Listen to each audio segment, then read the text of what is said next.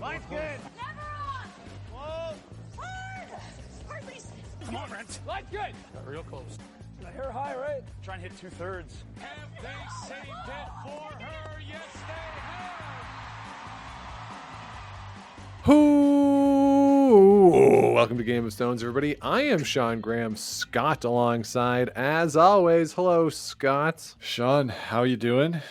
Doing pretty well. All right. I haven't totally fixed my glasses situation. I know everybody was keen for an update on that, but I'm still wearing the backup pair.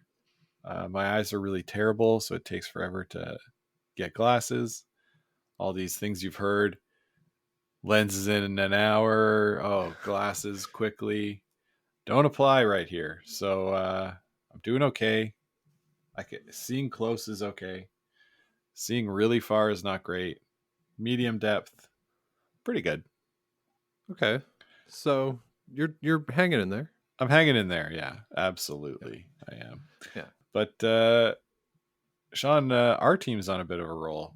Our team is on a bit of a roll. We have won 7 straight or something. Yeah. However many games we played -1. That's how many we've won in a row. Because yes, we're playing well, having fun. Indeed, we are. We're going to talk a little bit about what's been going on our team a little later in the strategy part of the episode, where we're going to talk about what's going on with our team. We've had some interesting strategy moves, some strategy decisions, both as us as a team, but also in another event I was in. So we're going to talk a little strategy later. But first, let's get to some of the news in the world of curling.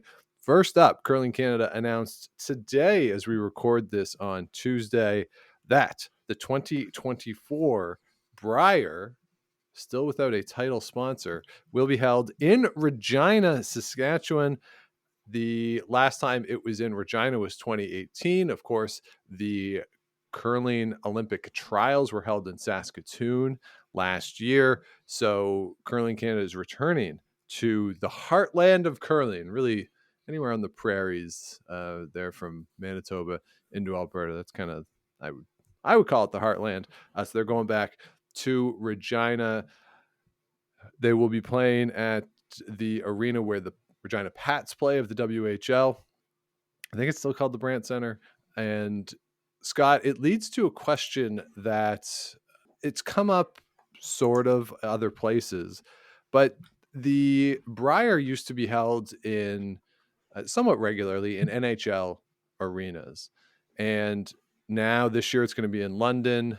Now we're going to Regina. They're really, it's been a while since it's been in an NHL building. And the Olympic trials this time, for the first time, was held in not an NHL building. Now, it doesn't matter that the NHL plays there. I say that only because of the size of the buildings. The WHL, OHL, or the QMH, JHL, all those buildings are just smaller than NHL arenas are. Scott, is Curling Canada potentially done with NHL stadiums? I think so, Sean. I think it's over for NHL stadiums. We saw the last event was the trials in Ottawa here at the end of 2017, and that's the last one we saw in an NHL arena, and we saw it mostly empty. You know, the upper bowl was closed all week. The second bowl, was about half full, and probably a little more in the lower bowl, but it doesn't really make a lot of sense outside of those cities like Winnipeg, where the NHL arena is smaller than most other. It's about 16,000 seats. But I just don't think that we're going to see those kinds of crowds. One reason the demographic who go to curling events, frankly, are not getting any younger. Perhaps there's a new younger swell that goes to those events, but they also, are the ones that have more expenses, families. Things aren't getting any cheaper anytime soon. Tougher to get out to an event like this. And honestly, the atmosphere is just better in a smaller venue. We were there in Kingston in 2020. Phenomenal vibe in the building. Is about a 5,000 seat stadium, maybe a bit more. So yeah, I could see a venue size similar to the SaskTel Center in Saskatoon. That's about 13,000, 12, 13.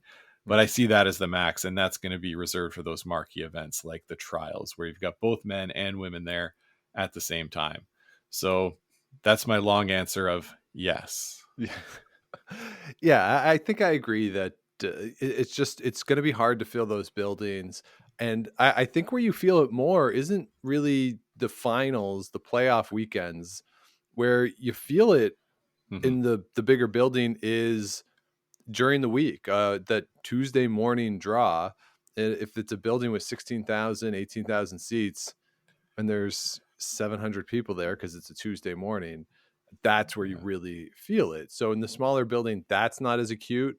And when it's full, and you can really pack it in, if not a sellout, but close to a sellout, it does. It adds that atmosphere. And I think it is better to be full in a smaller building than even 3/4 full in a bigger building. The finances wouldn't say that, but in terms of the experience, and that's what the Grand Slams have done. Now the Grand Slams are use smaller buildings than even what Curling Canada has now started to use pretty regularly. But that's their strategy: is let's be full in a small place and have that atmosphere and get that reputation as a really fun place to go watch games. So I'm okay with it, obviously, and I think another factor in all this potentially, and this is a trend that started before COVID, but I do wonder if post-COVID, the number of people who want to travel to these events has shrunk a little bit. And the at-home experience is really good now to be able to watch. The coverage is so good with high def and 4K. Like you can see everything. The players are mic'd up. You're not sitting. I mean, sitting in an arena to watch live curling, it's not like cold, but it's not warm either. So if you watch at home, it's can be just more comfortable. Like, and Scott, we're people who, when we go now, we get pretty good seats from having the media badges and really good access, and it's a really good experience. Even at that, the discussion has come up about it's in London this year. That's close enough for us to go. Like, do you want to go? And I'm kind of like, maybe. I agree that the event itself is more about the community around it for a lot of people, right? The community getting together to see your friends that all go to curling events, gathering in the patch and having a good time, with the added bonus of getting to watch some curling. But you make a good point about the TV product, that it's so good. A lot of people are listening to the TV broadcast in the arena. Yeah. That's how sort of indispensable that broadcast has become. So yeah, I don't think I could fault anybody for saying, you know what? No, I'm not going to go for the whole week. I'm going to watch on TV, maybe go for the first weekend or the last weekend. Right. But yeah, I think this move towards a more sensibly sized arena is the right move, and will in the long run help Curling Canada. Yeah, it's a weird catch-22 for us too, to be like, hey, like the at-home experience is really great, but if you think of some of the big moments in the sport recently, like the Brad Gushu draw to win the Brier in St. John's, I think is the number one example of this. If that had been done in the bubble in an empty building, that would have sucked, or Pat Simmons, his draw to the button and he whips his broom to the rafters. Like those are moments that in part are made by the crowd.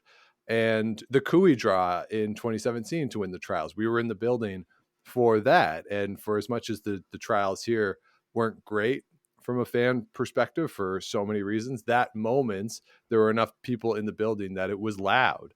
And that translates when you watch it back on TV, the energy in the building. So we want people to go, even if we don't necessarily want to go all the time.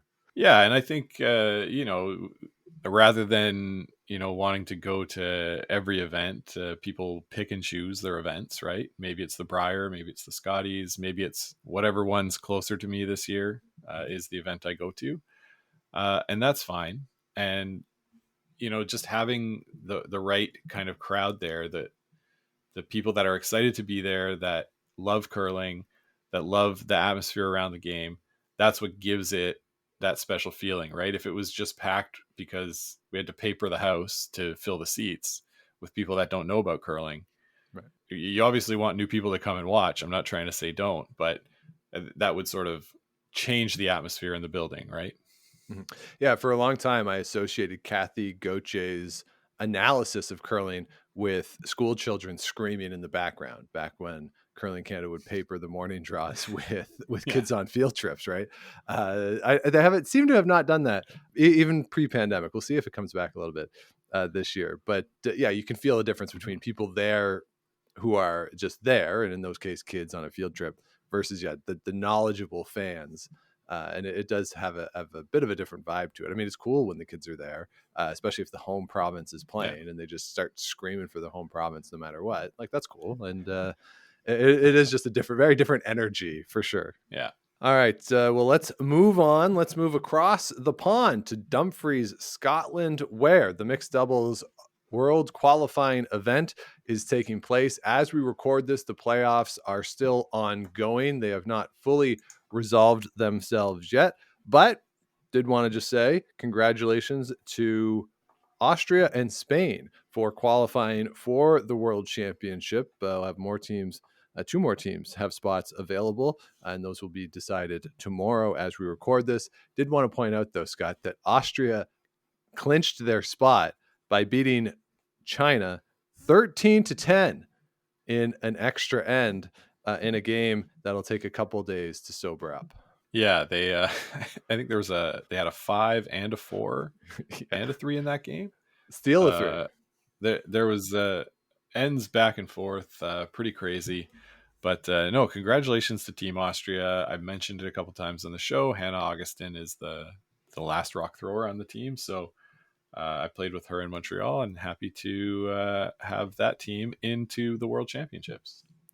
Yeah, definitely. And congratulations to them. We'll see who else comes out tomorrow. Followed along a little with Jason, his tweets from the event. Hong Kong just missed the playoffs, one spot out of the playoffs. So it seems like they had a good week, though, just missing that final playoff spot in their group. So looks like it's been a fun event over there in Dumfries. Yeah, absolutely. And good luck to those competing tomorrow.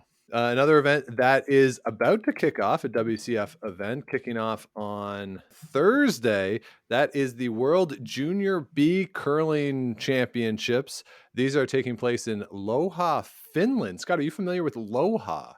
I've heard of Lohja, and we've spoken to Jonathan from Rocks Across the Pond about his experiences in Lohja.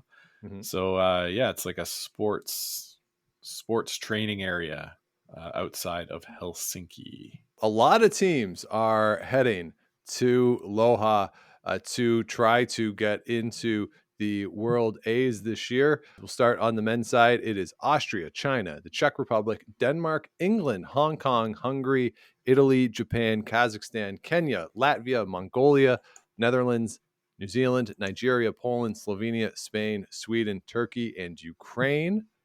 On the women's side, Austria, Brazil, Canada, China, the Czech Republic, Denmark, England, Finland, Hungary, Italy, Kazakhstan, Kenya, Korea, Mongolia, Netherlands, New Zealand, Nigeria, Poland, Qatar, Scotland, Slovakia, Slovenia, Spain, Turkey, and Ukraine all will be competing to move up. One team that might surprise you that I said is Canada on the women's side, participating in the Bs for, I believe, the first time last year at the World Championship, the World Junior Curling Championship. The women did not do particularly well, so they fell down into the B for this year. So we'll have to see if they can work their way back up into the A event. But Scott, this is the first Junior Bs since 2019. So this is exciting for these players, right? That this event is coming back. that for these nations that are not traditional curling nations, right? Mongolia is sending a team, both men's and women's.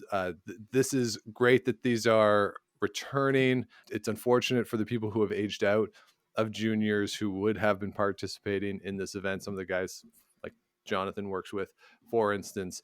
But this is one of those events that it's not going to make money. It's not going to get a lot of attention. But for the people who play in it and the future growth of the sport at the men's, women's, mixed doubles, or even the mixed level, this is an event that helps foster that talent, keeps people engaged with the sport.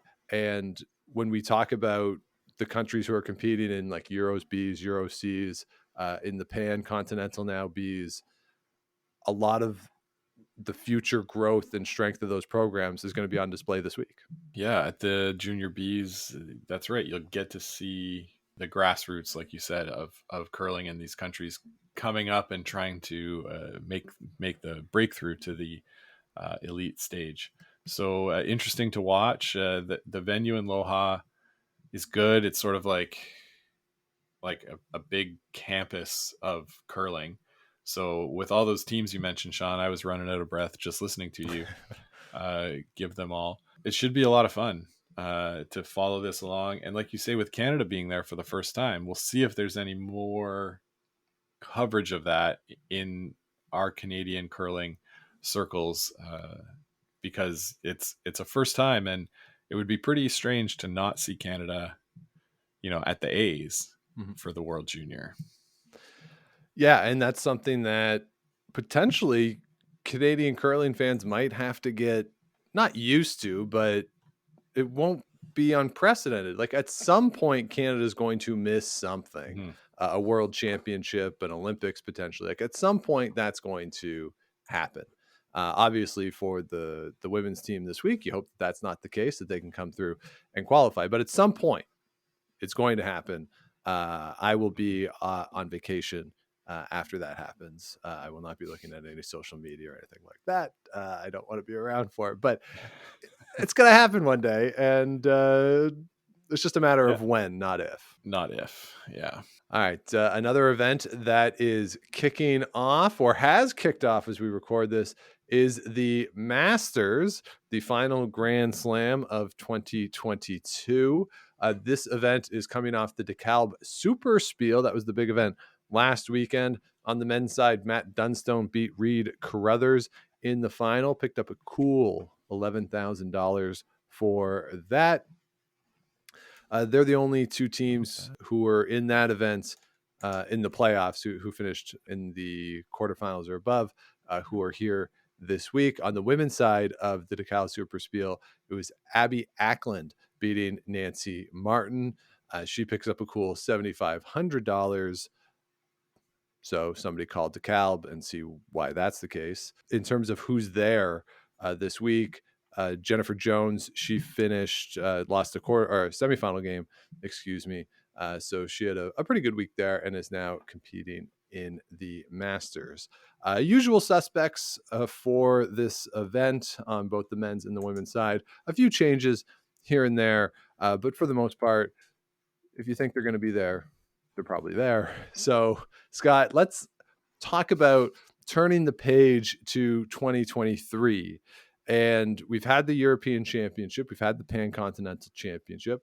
We have a bunch of national championships coming up in the early part of the new year, including, of course, the Canadian National Championships, and then leading into World Championship season. So of the 32 teams here at the Masters, 16 men, 16 women, what do you think would make for the most interesting scenario moving into 2023 for a winner here? Like somebody who could win and really open some eyes, turn some heads, maybe turn a season around, or emerge as a top threat in a world's or a national championship scenario. Like who stands out to you as somebody who can make an impact here this week? I'll give you two answers on the women's side, because this is what I've been thinking about more, is the Swiss contingent that's there. There's Team Tiranzoni, Team Yagi, and Rafaela Kaiser. who is also Swiss, right? Mhm. The battle of these three teams, right? It's gonna be fun to see Swiss nationals, these three playing three teams that are not from Canada in a field at a Grand Slam event is pretty. I won't say unprecedented because we've seen 3 Korean teams there, 2 or 3 Japanese teams there before, but it's not common. And so what I think would be really fun is to see one of these teams that's not named Tiranzoni from Switzerland come through and win this kind of event and sort of put themselves on the map for this quad. When we think Swiss curling on the women's side, we're thinking that Team Tiranzoni. Even though it's half a new team this year, that's what we're thinking. If we can, have somebody else rise into our consciousness and sort of see that next the 2026 goal maybe come into focus for one of these other teams. So I'm interested in that. I'm also interested in hopefully getting to see Caitlin Laws against Rachel Homan. I think these are the two teams that have been put together for this quad that sort of stack up the best against each other, have the best chance to be playing in the finals against each other as of right now in that trials final. So if we get to see them play, that'll be a lot of fun, and see how they take the success they've had earlier in the season and keep building on it.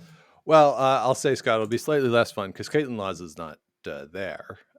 She's on the verge of giving birth. Oh, so she's not participating. That's right. This week. Laura Walker is in the lineup this week. Selena Negevin is skipping. Laura Walker is playing third. But you're right in that those are the two teams that, even if Caitlin Laws isn't there, just seeing how they stack up 1-to-1 a little bit, or even seeing like if Selena Negevin can come in and have a really good week, potentially go toe to toe with the Jones in a playoff game or a final, that does kind of set the stage for in a very interesting way moving forward with this quad and what these two teams are going to look like moving ahead, because we do have Manitoba provincials to think about with them. And I think Caitlin will be back for the Manitoba provincials. Depends obviously how she feels, but I think that was what they were aiming for. On the other side of the coin, the least interesting thing I think would be Anna Hasselberg winning. Even though they didn't play well at Euros, I think that would just be like rerun the headline from the last year's slams, and that wouldn't be that exciting. Yeah, that's fair. Yeah, when dominant teams win, it's harder to come up with things to talk about for sure. On the men's side, I think that if Yannick Schwaller can have a good week coming off what was obviously a very good week at the Euros, that would be pretty interesting. You do have another Swiss teams there, Michelle Brunner, for instance. So, you could set something up on the Swiss nationals on the men's side that could be interesting. I've talked about it before going into the events that we've had so far this year. I think Flash is an interesting team as prohibitive favorites to come out of Saskatchewan. Just again, after that great Brier they had last year, how do they stack up? Can they continue to climb that ladder and be regularly competitive with these teams? And not even competitive, like beat the teams, I should say, because they are competitive with them. Can they beat them on a more regular basis heading into the Brier? Carruthers coming off that second place finish last week. How are they going to come into form for the Manitoba provincials? I think there's some question marks based on how their season's gone so far. And then if you want to look to on both the men's and the women's side, I think the American reps, they had very good performances last time out. And if they can continue that momentum as we go into, they'll have to go through a U.S. Nationals before a World Championship. But are those two teams who have been the leaders on tour, can they keep that momentum and obviously win those nationals and be a threat at a World Championship? Maybe more question marks around Corey Dropkin only because he has to go through John Schuster to do it. Maybe not quite as much depth on the women's side of the U.S. Nationals, but some interesting questions there as we look ahead to what's going to happen with our American friends. Yeah, and we'll take a look at the storylines, next week, what comes out of it, but those are the things that I'd be more interested in in happening, and we'll see if it's turns out to be just another Grand Slam event on the calendar, or if it turns out to be something more interesting. Yeah. And this is the weekend slot that was in the past the Canada Cup. So we got a slam here instead, which I think I like. I like push it, like even if the Canada Cup comes back, like this is an appropriate time, last slam, and then let's shut it down for a bit. Let everybody relax. Yeah. You know? Have a break. Yeah, take it easy. So good luck to everybody competing out there in Oakville, Ontario for the Masters. Now, one more piece of info to get to, Scott. You haven't seen this yet, but I have it right here. Oh boy. For everybody who's watching on News Channel 8, I guess. There you go, Scott. Yeah. It's my champion. My champion t-shirt. I played in an event for with the Ottawa Sport and Social Club on Saturday, and it was a little one-day bond spiel. I skipped a team of beginners. It's mostly beginners who play in these things, and we were able to win. And I don't say that to be braggy, because I was the only person who had played for more than 3 or 4 years who was there. So it may be a little unfair advantage that I had, but a couple of my friends who are beginners asked if I would come out and play with them, and I was happy to do so. Had a wonderful day. But it did lead to, I think, a rather interesting strategy question in the last game. It's the championship game. We're up by 1 point in the final end, and they have the hammer, and it's my last shot as the skip. So there's 2 rocks left to come in the end, and the front is fully covered with just a pile of rocks. Like anyone who's ever played in a beginner type game knows that this can happen, right? Especially late in the day. Yeah. There wasn't really any ice maintenance through the day, so everything kind of came up short that last end. And they had 1 stone in the basically between 7 and 8 o'clock position of the house. And that was all that was in play. And that was open for me. So I had the choice of, do I hit that one and essentially give the other skip, let her draw for the single point, and then it would be to draw to the button to see who wins? Or do I try to draw behind everything and just win the game right there, basically steal the point? So, Scott, I asked you this on Sunday when we saw each other, but in that scenario where you have an open hit that the other team would have a relatively open draw, everything was clustered in the middle. She would have to go around it, but they weren't really in play for a draw. What do you do? Do you hit, give them that draw, or do you try to draw yourself, knowing that if you miss it, you could potentially lose the game? That's the key that I would think about, right? Is the losing the game. You can't lose the game if you hit it and roll out. Correct. So my default call would be the hit. That said, you brought up the point, well, if I'm just going to have to throw a draw on my next shot because we're playing a draw to the button tiebreaker, then why don't I just practice it now and make it? Sure. But then there's the risk that if you miss it on your practice draw, you give them a chance to win the game, and then you don't get your second draw. Right. Yeah. So part of my thinking was, so on my first one, I had thrown a similar draw. I'd taken too much ice and had left it open, and they hit it and rolled out. So that was the scenario leading into it. So I just thrown the draw on the same side. So I knew the speed. So I felt comfortable with the speed. I just knew I had to take about a foot less ice. And I thought I could get it buried. And yeah, the question in my head was like, all right, I could throw a draw right now to try to win the game, or I could wait 3 minutes and try to throw a draw to win the game. Because I felt like if I hit, that she was definitely making a draw. And I felt right now, if it's sort of a draw off, I have an advantage because I just threw this. Yeah. I know what the ice needs to be. I have a really good feel for what I think the speed should be. Why would I give her a chance? Like right now I have an advantage. I feel if we go to the draw to the button, that maybe she has the advantage at that point. And I wanted to keep it for myself. Now, the other argument that you could make is late in the game, late in the day where there hasn't been a lot of ice maintenance, where she hasn't thrown a draw Mhm. yet. Maybe you just hit and something funky happens and she doesn't hit the paint. Or if I nose hit the one in the back, she doesn't get into the 8-foot, which she would have had to do. Yeah. That's another argument that Yeah. could be made. Yeah. So this is like one of those classic, after the game at the table behind the glass, everybody's talking about the game. And this is one of those great what ifs, right? Mhm. Where everybody's going to have a different opinion. And honestly, in this case, like nobody's wrong, right? You're the one throwing. You're the one who feels comfortable. Whatever you feel most comfortable with, that's sort of the cost benefit analysis you do in your head. And if you feel good about a shot, then you throw it because you're more likely to make a shot that you feel good about, even if it's not necessarily the strategic shot, rather than a shot that is good strategy, but you don't know the ice, you don't feel confident. So, that's a really interesting situation. Yeah. So I ended up deciding on the draw through the draw. It was buried back 4-foot though. I had the team sweep it a little deeper just so that it would get buried. Maybe a bit of a panic call on my side because they sort of got off it at the top 4-foot. And I was just like, somebody sweep it. And fortunately, the other team, their third came out with sweeping it to try to get it to go deeper, which is a reasonable thing for him to do.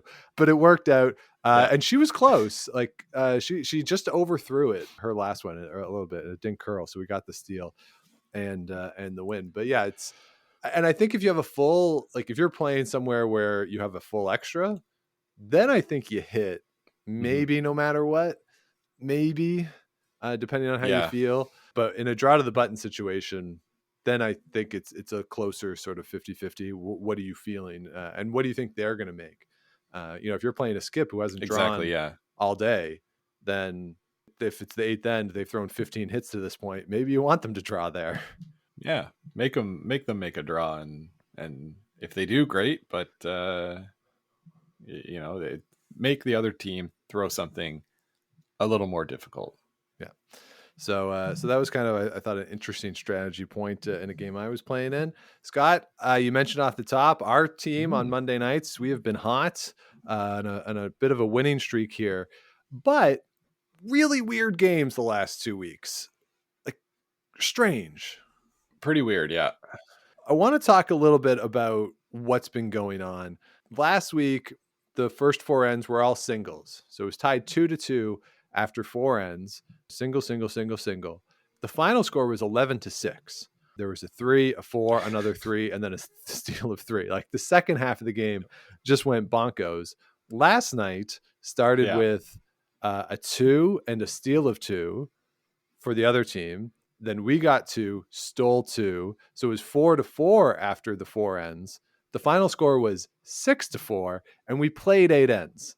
So this week we went from lots of points kind of all over the place to very tight second half, whereas last week was a very tight first half to just wide open in the second half. Now you're the one in the house. You're the one skipping these games. What do you think accounts for that? Because I've seen this not maybe that big of a swing back-to-back weeks where there's a clear break in the middle of the game and stylistically, or at least in points scored. Right. But sometimes you look at scoreboards, you're like a game just shifts like that. What do you think accounts for that happening? Playing at the level at which we play, which is, a rec league, sometimes teams want to use the corner guard strategy, which I don't, because I can recall very few times when I've successfully seen corner guards used, right? So oftentimes you're just wasting a shot and blocking your draw path on one side of the ice.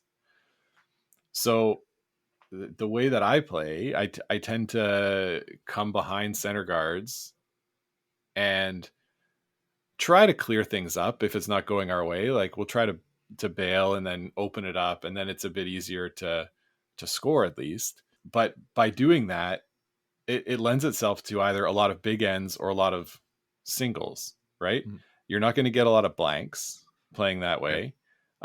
Sometimes like I will have to make a draw, and that's okay. I understand that. I think last week I made a draw against 5, right? You said? Yeah, there was a draw against a bunch. Yeah. Yeah, and that was for one of the singles in the early. Yes. So like we had rocks in play, and that sort of happens when you miss a couple shots, and because it's rec league, people are going to miss, and then you gotta make something. And then on the other side of the equation, right, later in the game, we were playing a similar strategy, and their skip just missed a couple, and we popped a 3. Now, the next end was not necessarily a strategic lesson that I'd show anybody, but it also involved like a couple misses, and they scored 4 right back. And I thought, oh man, like we had this game, this was done, cooked. And I just thought, no, we can't end that way. So, we came back, and I just kept putting rocks in play. And if you keep stuff around, especially in rec games, that's sort of how it's going to go. I don't think there was a shift in the strategy away from putting rocks in play to let's play tight and only score singles. I think it was just a function of missing and making at the wrong time, and then that can sometimes spiral, right? Like if a skip especially starts missing, then it can get in their head and keep missing. So like for us last night, we gave up that steal of 2 in the second end, but I missed a double for 2 by I don't know, 3 millimeters. Like it was very close to us getting 2, and just a little too much curl. So I felt good still. Like I felt okay. I threw that well. I still have confidence. But if you have somebody like, sometimes you don't have confidence, and then it can start to spiral out of control. Yeah, and not to pour salt into that wound there, Scotty, because we did win the game. I believe it was a double for 3. Oh, it was for 3. There you go. I didn't even know if it was for 2 or 3, but there you have it. Yeah, and from my perspective, playing on the front end in these games, there was nothing like perceptible that was a change. I felt like in any of them, as you say, just sort of things happen, and complicated ends become easy ends, or easy ends become complicated ends. Last night there was a skips deuce for them. That first deuce, like, very much was a skips deuce, and that just happens, right? So, but it has been interesting to see these games play out. I also played in a game last Thursday night, went the full 8 ends, and was 4-4 was the final, and nip and tuck the whole way. And there were no blank ends. Like, it was just singles back and forth. I think each team had 1 steal in there. And that's what I love about this sport. I was saying to some people on Saturday, some folks who literally had never played before and they roughly knew what the rules were, but didn't really know the rules. So, it was one of those games where you're kind of teaching / coaching them, giving them tips as you're playing against them. And afterwards we were talking, and they were like, well, why do you like to play? Like, you've played for so long. And I said, well, part of it is that very rarely is there an end where it's the same as the end before, or like there's similar things that happen in games. Sure. And you start to recognize potentially angles and all that. You get better at that, but the ends are always different. And as a result, each game is therefore different. And it doesn't have the same pattern necessarily as, basketball. Like if you play basketball or hockey or whatever, where you might have set plays. So you don't really have set plays in curling. You just go out and you see where the rocks are and you throw, right? So you have your strategy, but that is dependent on so many things. So that's what is great about the sport. And it's been fun to think about that this week in a couple of very different settings. That it's not obviously we don't play at a competitive level, but we play at a level where the competition, I think, is good. Like most people are good players in the league we play on Monday, but then also going to what was essentially a beginner spiel and sort of seeing the reactions that people were having to, making a shot or making a hit, that kind of stuff. Like it's kind of fun to see that. And then the strategy talk at both places too, where the people who were new to the sport were like wondering, oh, why would you do this? Or like, what's the strategy behind this? Like, why wouldn't I just put them all in the house right away? Which, at that level, and probably at our level, isn't terrible either. If you just throw 8 draws to the button, you're probably going to score more often than not. Yeah, no, for sure.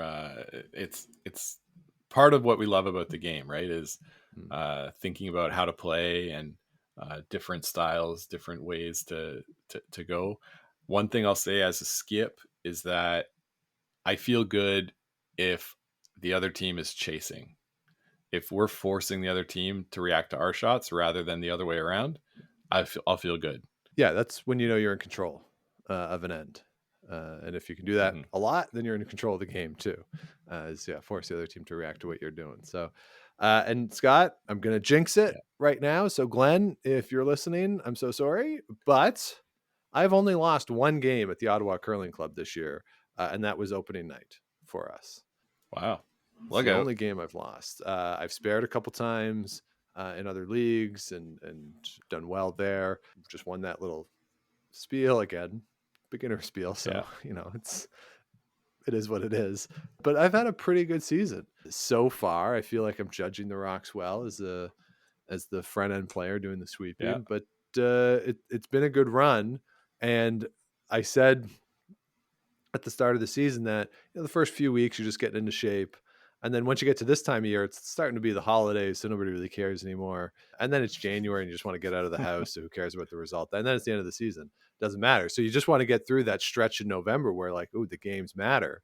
And I got through that stretch completely undefeated. So you could say that that's a good thing. You might also say that that's a bad thing because you could argue that it just costs you money to win games. But hey, I'll take it. Yeah, no, absolutely. Curling is fun when the games are good and you're winning. So it makes it even more fun than usual. Whether we won or lost last night, that was a good game. It was close. Other team was fun. But that's what you want, Win or lose, good games, get them all in. Also, 8 ends, just under 2 hours. It's a beautiful thing. Yeah, it's possible. It is. We can do it. And I'm keeping track of ends this year. More often than not, 8 ends. Don't let anybody tell you it can't be done. It can be done. Just commitment to it.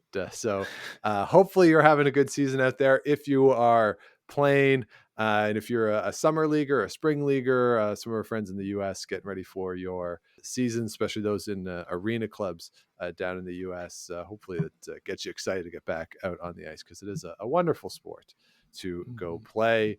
And with that, that'll be it for this week. As we thank you for listening, everybody. If you have not yet, please do subscribe wherever you get your podcast. Do likes, ratings, comments. All that stuff helps other people find the show, keeps us growing. You can also head on over to GameOfStonesPod.com. All of our past episodes are there under the podcast tab. You can click on merch for the t-shirts, hoodies, and toques. Proceeds to Food Banks Canada and the Sandra Schmerler Foundation. We, of course, match all those, and you can follow along with everything we got going on the show at Game of Stones Pod on Twitter and Instagram. It's Game of Stones Podcast on Facebook, Game of Stones Podcast at gmail.com. So, Scott, we have turned the calendar. It's now December, and still no snow on the ground here in Ottawa. Do you foresee, as somebody who is a meteorologist, and maybe you haven't looked at the models or anything else, but what is your prediction? Are we going to have a white entry into 2023 here, or is it going to still be as gray and barren as it appears right now when I look out the window? I'm optimistic, Sean. I think we should see temperatures go down a bit. You're right. I haven't looked at models, so I'm sort of talking a bit out of the side of my mouth. But I think you'd see a little of that white stuff on the ground for the end of the month. Here's hoping. The Rideau Canal is still completely open water here. That's a bit of a problem for those of us who enjoy going out skating on that natural ice. So we'll see what the temperature brings here in the nation's capital. Hopefully, wherever you are, the temperature is what you want it to be, and that you're having a wonderful start to December. And we will be back with you next week as the month rolls on. But until then, keep those brooms on the ice and don't dump that intern. Make the final.